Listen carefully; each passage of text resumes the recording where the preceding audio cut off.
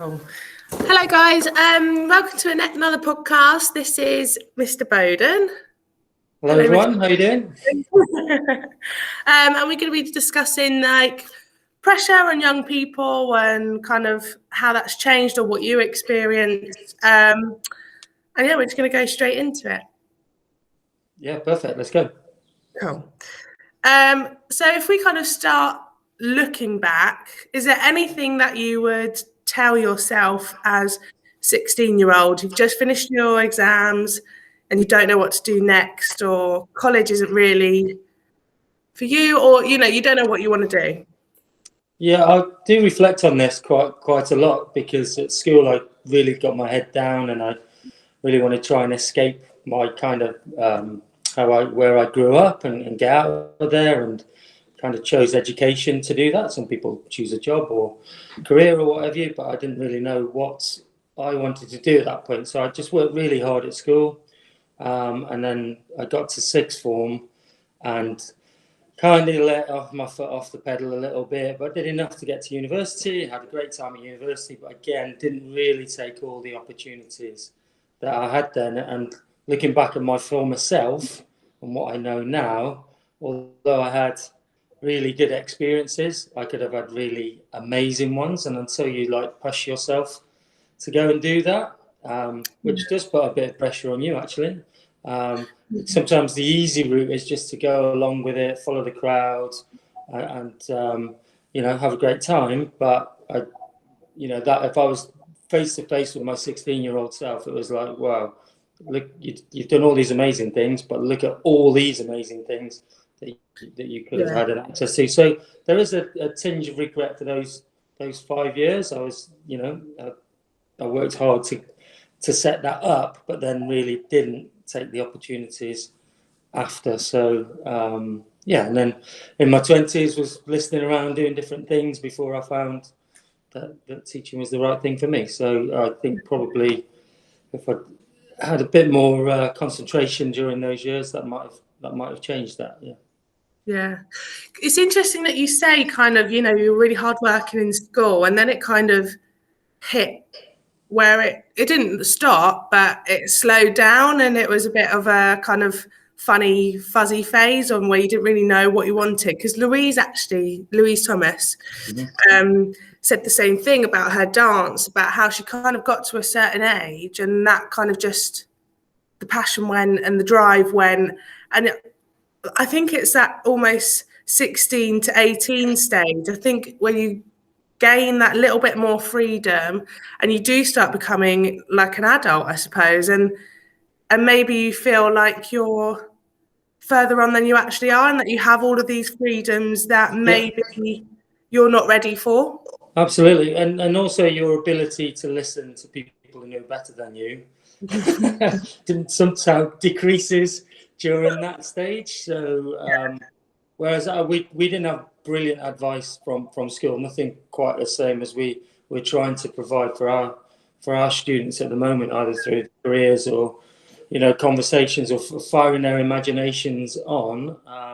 But I also think it's far more competitive situation for young people now. I pretty much walked into university, so and I know it's not quite the same now with the financial aspect. And if you want to go to uni, you really want to go to university, don't you? If that's your route, and obviously there's an apprenticeship route and what have you. But I think the competition is probably a little more fierce. But just the fact that nobody was really telling me at that stage that, okay, you've done really well so far. If you keep doing well, you could go on and be whatever you want. And nobody really ever sat me down and had that conversation to say, oh, consider medicine or law, or it wasn't where I grew up. It wasn't really a thing to go and do that. Just going to university was quite a big thing, to be honest. I think of my school year, there was only about 7 of us who got to university, so you can imagine. Wow. I'm like an odd one out because I didn't go. Yeah, well, and again, there shouldn't be any pressure on you about the route you're taking. You do it inevitably. You forge your own way for a reason. I believe in fate quite a lot. So there is a reason I took my foot off the gas. There is a reason I'm not a doctor or a lawyer now. So I do believe that. But yeah, looking at those opportunities and maybe, you know, listening to their advice and then making a decision. Actually, one of the sixth formers this week I was talking to, and I've linked them up to one of my friends. He's interested in a career that my friend does. So, you know, that was great to actually have a conversation that somebody my age back then, I would say, yeah, Yeah. whatever. Yeah. For me to be able to say, here you go, here's his email address, here's a few questions you want to ask, Yeah. and add to it and set them up. And, you know, who knows what might come of that? You know, if he bother to send an email, great. Or if he doesn't, he'll be like me and he'll find it a bit later. But yeah, so I think they're the two big lessons, really. You know, Yeah. do heed the advice, do believe what people tell you as well, you know, even if it feels a bit unachievable. And yeah, go for it, really. Yeah. And like we've spoken a lot in the other podcast about like how kind of no dreams too big, but still staying realistic. And for you, mate, you know, was the whole medicine thing, or you know, one of those big, huge jobs? Do you think that was realistic for you, or are you glad now, looking back, that you're not in a huge, huge job like that? No, I don't. I don't look back and wish I was in something different. I'm really happy with what I'm doing now. Yeah. I suppose the regret, maybe, or the thing that I'd be very mindful that I'd never want students from my school to leave is that nobody ever had that conversation with them to say, Yeah. you can do that. You know, you're quite, you know, you're really good at this, and that could lead on to something else. And that's I really didn't get that. I was one of the brighter ones at school. I got the GCSEs. Oh, you're just going to college. Nobody ever said you're going to college. Oh, and you know you're really good at this, so you could go on to Yeah. this. It was just I was just trying to escape going to work in a factory. So Yeah. you know, that was my motivation, and it wasn't really, you know, the expectation levels were a little different. But I think in Brighton we have to be a little bit careful. Brighton's a hard place to leave for our students. It's a nice place to live. You know, Yeah. it's a lot going on. It's Take really it for young. granted. Sorry, Take it for granted. a little bit, and but unfortunately, you know, other than a bit of a digital media centre and Amex, career-wise, you know, unless you're going to be a professional giving a service like a doctor, chiropractor, or what have you, I'm not sure what else there is around Brighton, you know. So, bit in the travel industry perhaps, but so that is a consideration for our students. You know, what are you going to be fired out into a seasonal job, or do you really want to do something a bit different? And whichever one you want to do is fantastic. You know, you'll choose that path, but you know, if you want to fire yourself off, you might have to start processing that you're going to have to leave at some point to then come back. But So how did you end up in, this is just a kind of off the cuff question, how did you end up in Brighton? so about 25 years ago at university, I bumped into a young lady from Hurstbeer Point who I'm now to. So I met her at university, and then via America, Cameroon, various places, we ended up getting married. We lived in London for a while, but then our ambition was always to come back closer to her family, and her mum and her brother just lives around the corner. So then that's, yeah. So I think it took me 10 years to get a job down here. And I would hate to count the number of interviews. So what were you doing then? Commuting back No, I up wasn't to commuting. I was living around Brixton in London, and I worked at a school up there for 15 years. But you know, as soon as we started having, you know, our children, then it was always the ambition to move down. But we didn't actually move down until my son was 9. So okay. Oh, right. that's how long it took. He's Yeah. not that old, is he? No, well, he's 14 now, so we've been here 5 years now. Yeah. Oh, okay. See, I assumed you'd been down here for a while. No, I don't know. I'm in my 5th year, so the year 11s that are about to leave, I started on the same day as them. Ah. That's nice. So kind of going back, so we've done what you would tell your younger self, and we've kind of dipped into kind of what's going on now with young people. Mm-hmm. Like kind of a snapshot of advice that you would give to them right now, like in these times in particular. Well, what's the snapshot now? I would say, given everything that we've just lived through for the last 18 months, do believe that it will be okay. And I've been quite fortunate. I've never had to live through very difficult times, but I know other people who have had some horrific events happen to them. You know, and a lot of my friends and what have you, and family and what and that. And you know, there is always a way through it. And I would say to any of the students, you know, who are going through their exam years or in year 10 or even year 9, colleges still need you. College places need to be filled. Apprenticeships need to be filled. University places need to be filled. You know, all the opportunities will still be there. And actually, when I was young, there is a parallel. When I finished university, it was in '96, I think, and there was a huge recession, and it really took a lot of us a long time to find a job there. Unemployment for our age group, the 21 to 25-year-olds, was absolutely rife, and it was a really difficult time. You kind of left university the best time you ever have, or for me it was, and then poof, literally fell off a cliff. I was sleeping on mates' couches. We were hawking ourselves around London to try and find, you know, dead end sales jobs and what have you. And I got lucky. One of my friends was coming back from America and told me about a coaching opportunity, and I just bit the bullet and went. And actually, that I was very fortunate that worked out. But yeah, I had some pretty low spots on people's sofas, just thinking, oh my goodness, what am I gonna do with my life? Spent all my life at university, I had a job guaranteed for life, and unfortunately, it wasn't like that at that time. But you do find your way. So I'd say for the young people today, you know, that it will sort itself out. You know, whatever you are doing and however they're working or looking at life at the minute, it's never fixed. You can always change it. You can always get on to the next point.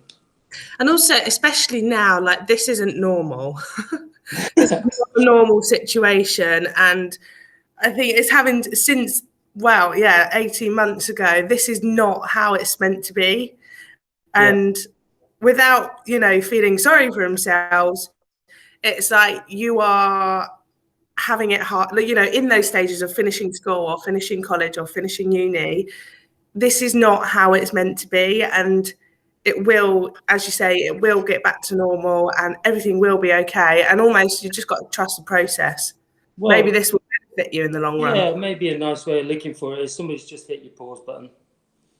Your life was going along, and especially totally for young people. You know, I live with a 14-year-old boy and an 11-year-old daughter, so I also have that experience from that. And I know my niece who's 16, 17. Well, she's 17 now.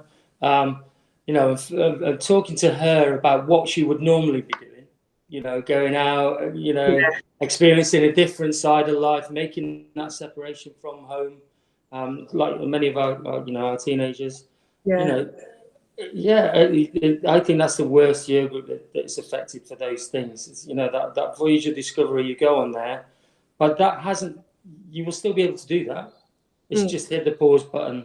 And obviously, pausing for me as a 40-odd-year-old is very different. You know, I can't go and play five-a-side or, okay, not quite the same as doing all those life-defining experiences, but they're just on pause, I think. And you know, hopefully through April and then May and June, let's hope that the play button gets pressed again. And and what I do know about young people is they're so resilient, so tough. You deal with so much garbage, so much influences coming into you that you're brilliant at filtering down.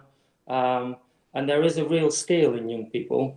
But I think sometimes the adults and the parents forget we want to do everything for everybody and make sure everybody's okay. And actually, some of the skills around resilience, how determined you're going to be.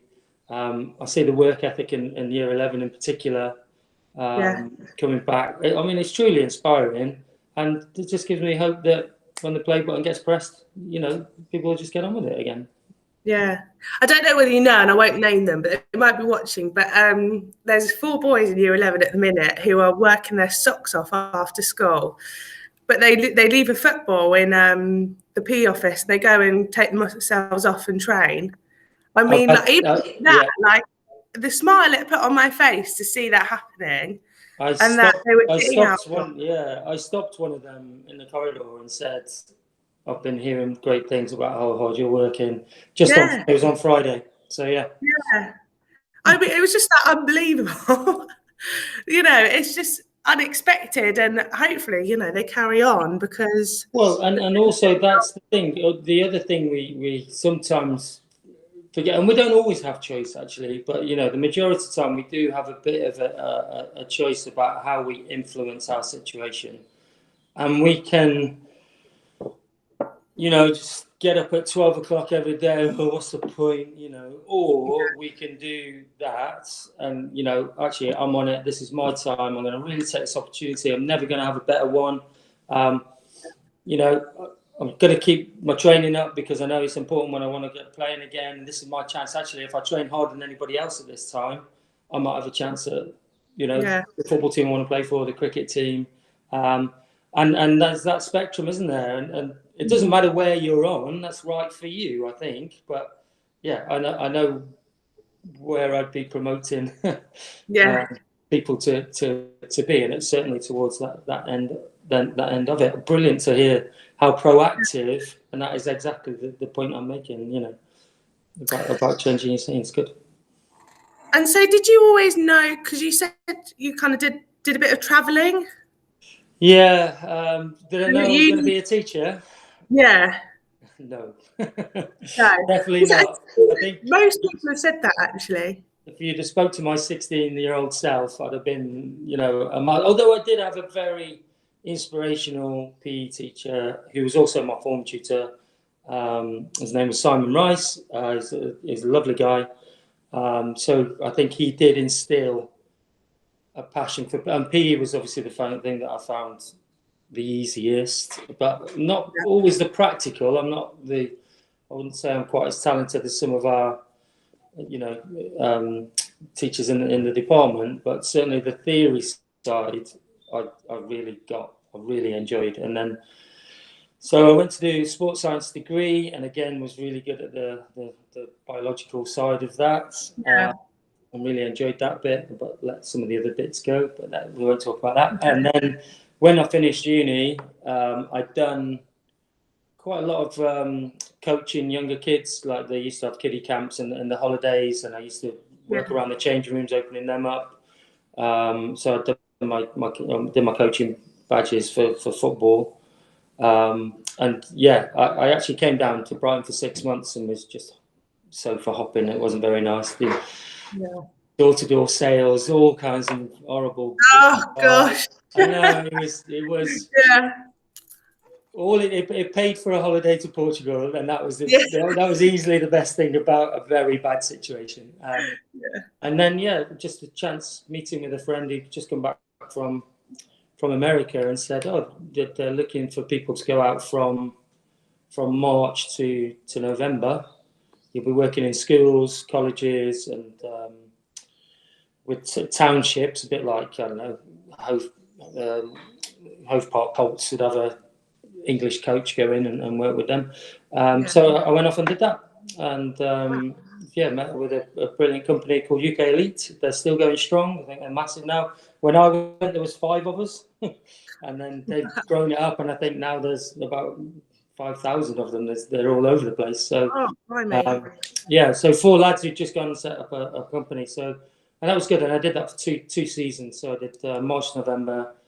Came back, went March to November again for a couple of years. And that was obviously great for getting my understanding of teaching and coaching. But one of the guys who used to help trainers there was an ex-teacher, and he started to plant the seeds. He said, "You're a much better teacher than you are a coach," because there are some profound differences between coaching and teaching.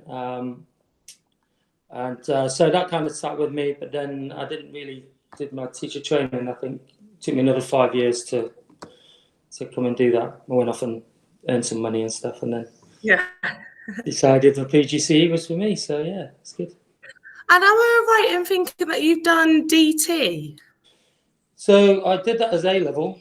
So my A levels were maths and design, technology. So I'm lucky enough to line manage. We've got a great DT department. So I'm really interested in that kind of process, and a lot of that work comes into my daily planning. So when we're trying to sit down and work out what to do next, that design kind of mindset of having a problem, can we find a solution, or what's the process? I think I draw on those skills more than I actually realise. But I love tinkering about with stuff. I'm always in my garage messing about. Guilty pleasure. Yeah. So if you need anything fixing, So taking it back, did you play sport as a kid, and was it always football? Because you do cricket as well, right? No, I had a really weird thing with sports. Nobody in my family liked sport. But I had one granddad who would take me to the football. But my parents, both my parents worked on Saturdays, so I never had any access. I think what I give to my son and daughter now, I'm always dropping them somewhere, or refereeing a game, or taking a cricket umpire. I'm just that's your life. But my dad still hasn't seen me play sport, and unfortunately, my mum's not around anymore, so she never watched me play sport. Zero interest. So it's funny, isn't it? It's really weird. So I played all my sport through school initially, and then through that, obviously, then the representative kind of side. So I was probably basketball was my strongest sport as a youngster. So I played for Stoke 85s, which is like the Stoke team. Played a bit of football, a couple of trials, nothing out of that, and then I played rugby as well, but just kind of for school. So that I was always like more gamesy kind of play, and then onto sixth form, kept playing football. That was the first time I played for a team outside of a representative team or a school team. It was quite weird. I just wasn't playing.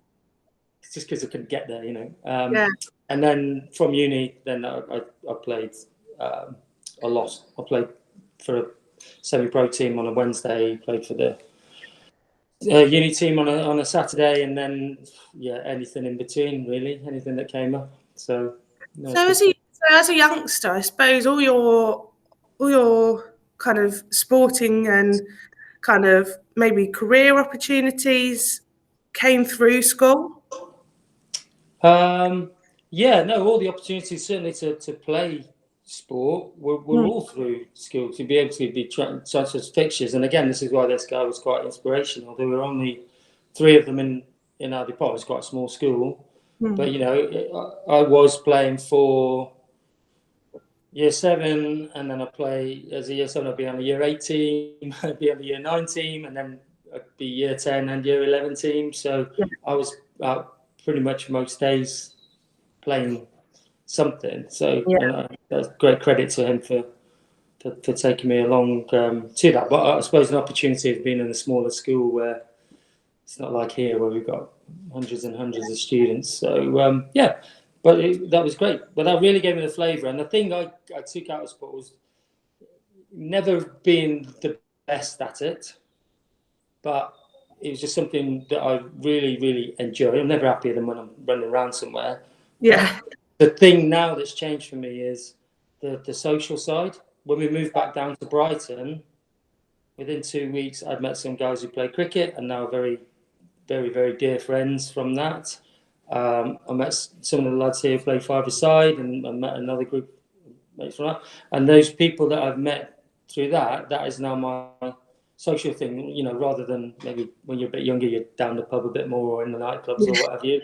I'm playing five-a-side or golf or cricket, and that's my social side. So it's kind of morphed from the physical thing being important because you want to look good or, you know, whatever, to then it went through the just playing to have a good time to really now the social side. And to be honest, my skills now are, you know, I'm really on the decline. Let's put it that way.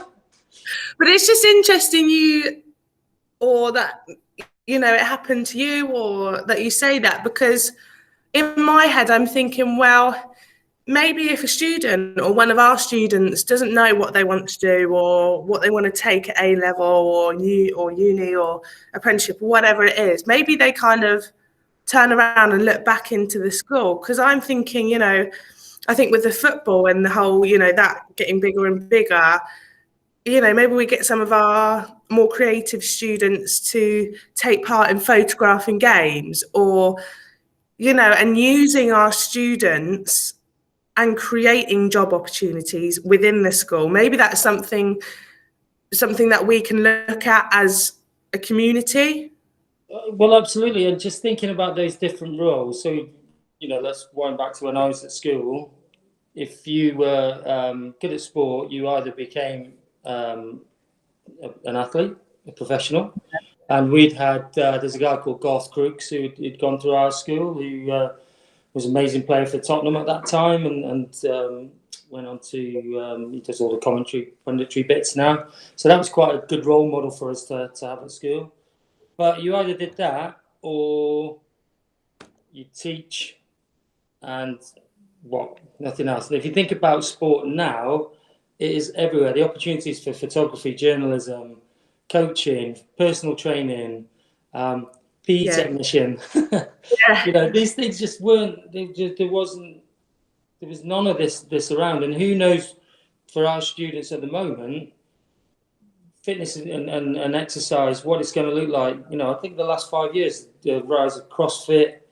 I'm doing I'm doing online yoga every day. You know, I've never been thinking about doing that, and somebody's making a living out of doing 25 minutes of yoga every day and posting it on YouTube. You know, it's the opportunities around these things that are just burgeoning. And who knows, somebody, like you say, with a more creative mind than myself will think, right, this is the next thing for exercise. All the fashion stuff, the design, one of the guys I was at school with actually was a turf, went to study turf management, and he makes his living now of laying down all the football pitches around the world.